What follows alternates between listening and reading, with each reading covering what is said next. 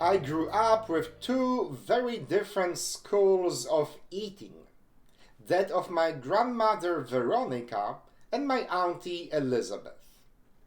Grandma Veronica lived in the woods, since her husband and my grandpa was a forest ranger, and I was her very first grandchild.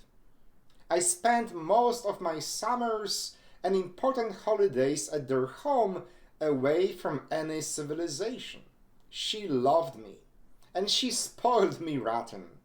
She cooked my favorite dishes, and she would let me eat what I want, how I want, and when I want it. I could simply do no more by her. And then there was Auntie Elizabeth. She had a PhD in economics and taught at the most prestigious business school in Warsaw. She was a very cultured and sophisticated lady. Twice every year, I would spend a week with her on my own, being introduced to civilized life. She took me to an opera. We visited countless museums, theaters, and attended Chopin concerts. She also took upon herself the task of training me in the proper table manners. She painstakingly taught me how to use all 7 utensils. She explained which glass goes with which beverage, and even she trained me to maintain a good posture by requiring me to eat with a book under each armpit. Even though I thought it to be torture at the time, today I really appreciate her not always successful attempts to civilize a bit that wild child from the woods. As a matter of fact, I am convinced that I owe a debt of gratitude to both Grandma Veronica and Auntie Elizabeth.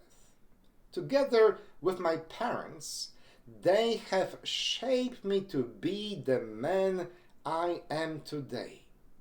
They made me into a lovable, chubby boy who can discuss Mozart and who knows which fork is used for clams and which one for blueberry pie.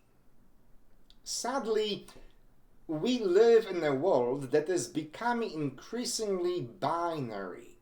Our society constantly expects us to choose between two seemingly opposite options. We must declare ourselves to be either right or left, conservative or liberal, religious or agnostic, populist or elitist. With the arrival of the digital world, based exclusively on 0 and 1 options, I fear that we are losing the ability to weave together more than just one thread through our lives. This Sunday's readings from Genesis 18 and Luke 10 present us with 2 different receptions. First, Abraham welcomes 3 strangers into his camp and prepares a sumptuous feast for them, while the introvert Sarah is observing it all from behind the curtain. Similarly, Luke tells us of Jesus' visit in the house of 3 siblings, Martha, Mary, and Lazarus. Here too, one character, Martha, is busying herself with all the cooking and setting the table, while Mary is leisurely sitting with Jesus, listening and not helping at all. By the way, I sure hope Lazarus had a valid excuse for not assisting his sister in the kitchen.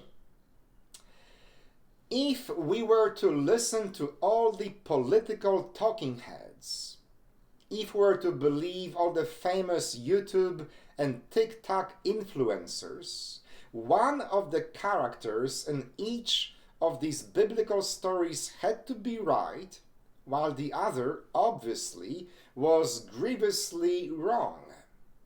If Abraham is to be admired, Sarah is to be shunned.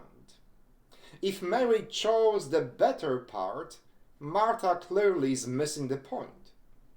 If Grandma Veronica loved me unconditionally and let me eat pierogi with bare hands, Auntie Elizabeth must have been an evil witch, torturing me with Chopin and fine china.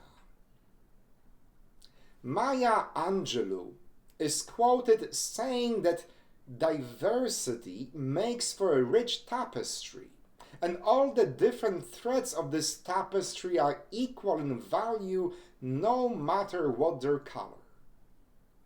As much as God needed Abraham and Sarah in the divine plan for the chosen nation, as much as Jesus needed Martha and Mary and Lazarus to spread the good news of his resurrection, as much as I needed both Grandma Veronica and Auntie Elizabeth, we all need to learn how to incorporate different and sometimes very unique threads and influences into our lives. Not only do we need diversity in our culture, religion, and politics, we are all better for it. Amen. If you like Orthodox icons, I am certain you are very familiar with this image behind me.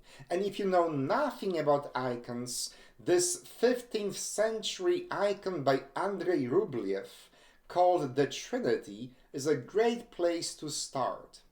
It pictures the scene from this Sunday's first reading in Genesis 18, when 3 strangers came to Abraham and he opened his home for them. Strangers, perhaps angels, or maybe even 3 persons of the Holy Trinity. Hospitality is an extremely important virtue in the Bible and throughout the Middle East. That's why I'm so grateful for your hospitality, for opening your homes and your time to my Sunday messages. Please click on the like symbol below, make sure you subscribe to my YouTube channel, and who knows, if you feel generous, send a link to this message to your friends and family members. Thank you, and may God continue to bless you every single day.